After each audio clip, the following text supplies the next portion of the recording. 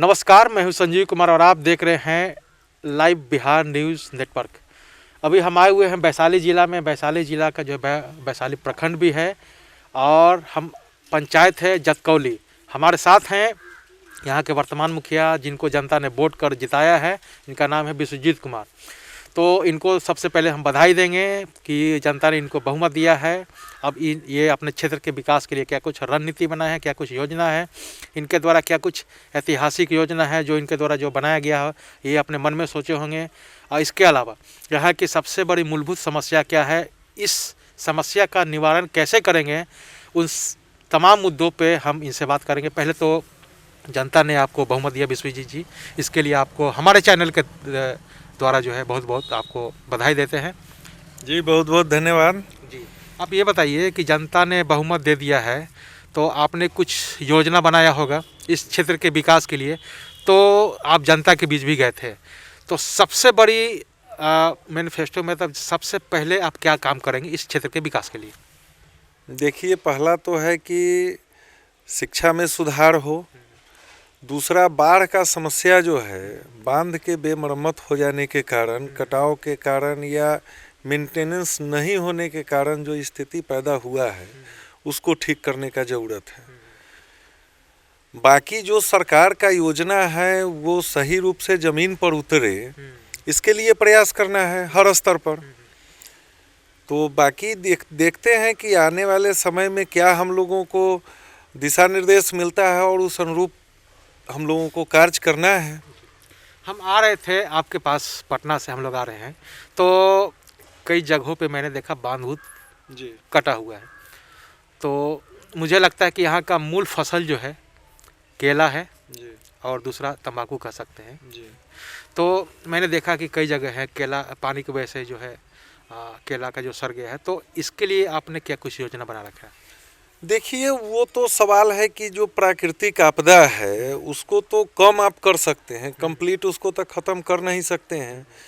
लेकिन अभी जो हाल फिलहाल ये घोरपरास का भी जो समस्या है, खेती किसानी के लिए ये समझ लीजिए कि नासूर बन गया है। और इसका व्यवस्था तो हम लोग अपने स्तर से कर नहीं सकते हैं, लेकिन जहाँ जो जिस लेवल पर आवाज़ उठाने का ज़रूरत होगा अपने लेवल पर, या हम लोगों का जो संघ आने वाले समय में बनेगा प्रखंड से लेके और ज़िला तक में, तो उसके बारे में भी निश्चित रूप से सरकार को अवगत कराने का ज़रूरत है कि इससे निजात दिलाए, तभी कुछ यहाँ हो सकता है। दूसरा जो भी है, मान लीजिए सरकार का योजना है, जैसे सड़क है, पुल पुलिया है, ये सब तो काम करना ही है। अलावे समझिए कि आपको आंगनवाड़ी के लेवल से लेके और स्कूल के लेवल पर समूचा जगह जो है सो एडमिशन है, लेकिन उस हिसाब से बच्चा नहीं आता जाता है, या कोई उस तरह से जो है शिक्षा समिति जो है उस पर काम नहीं कर रहा है। तो उस सबको सुचारू रूप से काम को कराना, सब लोगों को जागरूक करना, यही सब योजना है। आगे ये बताइए, आप वोटिंग के लिए आप क्षेत्र में गए होंगे, तो यहाँ के लोगों ने आपसे कहा होगा ना कि सबसे बड़ी समस्या क्या है? सबसे बड़ी समस्या इस क्षेत्र की क्या है? सबसे बड़ी समस्या तो ये घोरपरास का है जी, चूँकि अपने यहाँ खेती किसानी पर ही लोग आश्रित हैं, और इसमें समझिए कि तो इसका निवारण कैसे करेंगे वो तो सवाल है कि तो हाई लेवल का बात है, पंचायत लेवल पर हो नहीं सकता है। और ऐसा नहीं है कि आप अपने पंचायत में ख़त्म करवा दीजिएगा तो दूसरा पंचायत का नहीं आएगा। ये तो समझिए कि एक बार लोग नित्यानंद राय जी को अवगत भी कराया था, वो फिर वन एवं पर्यावरण मंत्रालय से इस सब तरह से कोऑर्डिनेट करके लोग जहाँ जिस लेवल पर है अपने स्तर पर प्रयास कर ही रहा है, लेकिन इस समस्या से निजात दिलाना बहुत आवश्यक है। ये बताइए कि यहाँ का जो शिक्षा का क्या व्यवस्था है, कैसे आप इसको सुदृढ़ करेंगे? देखिए, पहला चीज़ तो है कि लोगों को मीटिंग करके बुला के लोगों को जागरूक करना कि भाई आप बच्चा को स्कूल में भेजिए। जब बच्चा स्कूल में जाएगा उसके बाद ना क्या समस्या है नहीं है, वो कैसे पढ़ेगा, टीचर लोगों को क्या समस्या आ रहा है, वो सब बात करने से और सब लोगों को एक तरीके से जोड़ने का ज़रूरत है। तो पहला चीज़ इसमें है कि लोगों को जागरूक करें कि बच्चा स्कूल में जाए। ये जब सुनिश्चित हो जाएगा कि स्कूल जाने लगेगा तो बाकी व्यवस्था भी ठीक हो जाएगी। स्वास्थ्य का क्या आपने योजना बना रखा है? देखिए, स्वास्थ्य का तो हम लोगों के यहाँ एक उपकेंद्र है, उसमें भी ग्राम पंचायत में ही चलता था। तो वो कोई विशेष जब समय आता है, जैसे कोरोना वरोना हुआ, उसी सब समय में कुछ यहाँ लगता है कि नहीं स्वास्थ्य उपकेंद्र भी है, अलावे तो नहीं यहाँ डॉक्टर है, ना कंपाउंडर है, ना नर्स है, कोई नियुक्त नहीं है अस्थायी रूप से, और ना कोई उसका भवन है, ना कोई उस तरह का यहाँ पर व्यवस्था है। यही स्थिति है हाल फिलहाल। जी। अच्छा, ये बताइए कि आपको जनता ने 5 साल का बहुमत दिया जी। तो केंद्र सरकार की कई योजनाएं हैं, बिहार सरकार की योजनाएं, वो तो आएंगे, वो तो आपको कराना है, लेकिन आपके मन में ये होगा ना कि इस क्षेत्र में एक ऐसा हमारे द्वारा जो कोई कार्य किया जाए जो युगों युगों तक लोग याद रखे। आपने कुछ ऐसा योजना बना रखा होगा? देखिए, उसमें एक्स्ट्रा करने का हमको नहीं लगता है कि बहुत कुछ ज़रूरत है। जो सरकार का योजना है, उस योजना को ही सही तरीके से अगर ज़मीन पर ला दिया जाए तो काफ़ी होगा। जी, ये सबसे बड़ी बात है। सबसे बड़ा बात यही है। जी। तो अब अंतिम सवाल आपसे करते हैं कि कई युवा वर्ग हैं, बेरोजगारी है, इसके अलावा महिलाएं हैं, कई जो साक्षर हैं, लेकिन केंद्र सरकार या बिहार सरकार की कैसी योजनाएं हैं ये जानकारी नहीं होने के कारण उनको सुविधा नहीं मिल पाता है, अपने आप को आत्मनिर्भर नहीं हो पाता है। तो आप कैसे करेंगे इसको? देखिए, उसके लिए तो जो भी उसका सिस्टम है कि भाई आप लोगों को बुलाइए, लोगों को बताइए, उसके लिए आप कुछ न कुछ ब्लॉक लेवल पर, जिला लेवल पर समय समय पर उसका आयोजन करवाइए और लोगों को बताइए कि ये सब है और ये सब हो सकता है।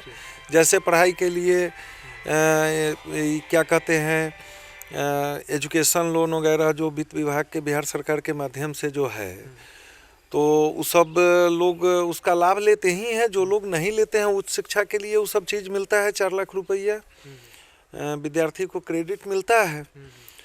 तो वो सब लोगों को, लगभग लोगों को जानकारी है, और जिनको जानकारी नहीं है उनको जानकारी देने की ज़रूरत है। अलावे ये क्या बोलते हैं आपको, अभी जो ये मुद्रा योजना है, इस सब का भी लोगों को जानकारी है, और जिनको जानकारी नहीं है उनको जानकारी दे के वो सब अप्लाई वगैरह करवाने का ज़रूरत है।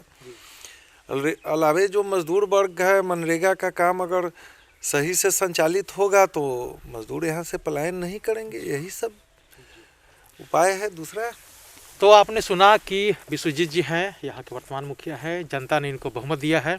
इन्होंने बताया कि हमारा ऐतिहासिक काम यही होगा कि केंद्र सरकार और बिहार सरकार की जितने भी योजना हैं, अगर सही ढंग से भ्रष्टाचार मुक्त होकर अगर ये काम हो जाए, यही हमारे लिए ऐतिहासिक काम होगा। इसके अलावा शिक्षा, स्वास्थ्य को लेकर भी कई योजनाएं बनाए हैं जो इनको धरातल पर लाएंगे और सुचारू रूप से इनको चलाने का भी काम करेंगे। इसके अलावा सबसे बड़ी समस्या है इसमें करीब 2-3 सालों से जो है बाढ़ का है। पानी के आने की वजह से जो यहाँ का जो मेन रीढ़ का जो है हड्डी कहा जाता है, वो केले का खेती होती है। तो बाढ़ का पानी आने से जो है जो केला की जो खेती होता है, इससे नुकसान हो रहा है।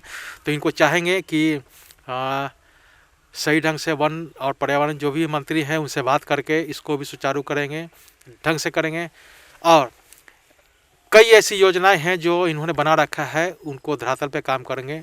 आपसे लास्ट सवाल ये है कि इस जनता ने आपको वोट किया है तो संदेश के रूप में क्या देंगे? किसी ने वोट किया है, किसी ने नहीं किया, तो संपूर्ण पंचायत के जो आपके वोटर्स हैं उसके लिए क्या कुछ कहेंगे? अंतिम सवाल। देखिए, सवाल है कि सबको सामान्य भाव से, सबका सम्मान करते हुए सबका जो काम है वो करने का ज़रूरत है, और उसमें भ्रष्टाचार न हो, उसमें किसी तरह का बिचौलिया हावी नहीं हो, इस लेवल पर भी प्रयास करने का ज़रूरत है कि जो पैसा आए, जिस किसी के लिए भी आए, उसके यहाँ तक पहुँचे सही समय से और पूरा का पूरा पैसा पहुँचे। इस सब व्यवस्था को करना है। तो आपने सुना कि विश्वजीत जी ने कहा कि हमारे लिए जब जनता ने हमें बहुमत दिया है तो हमारे लिए टोटल जनता हमारे परिवार की तरह है। इनको केंद्र सरकार या बिहार सरकार की जितनी भी योजनाएं हैं उनको धरातल पर लाएंगे और हर काम को भ्रष्टाचार मुक्त होकर इस कार्य को पूरा करने का काम करें। बहरहाल अब चलते हैं दूसरे पंचायत में, वहाँ के जो वर्तमान मुखिया हैं जिनको जनता ने वोट कर जिताया है, उनसे बात करते हैं कि उनका क्या मैनिफेस्टो है, वो क्या कुछ योजना बना रहे हैं। तो आप हमें दीजिए इजाज़त, तब तक के लिए धन्यवाद।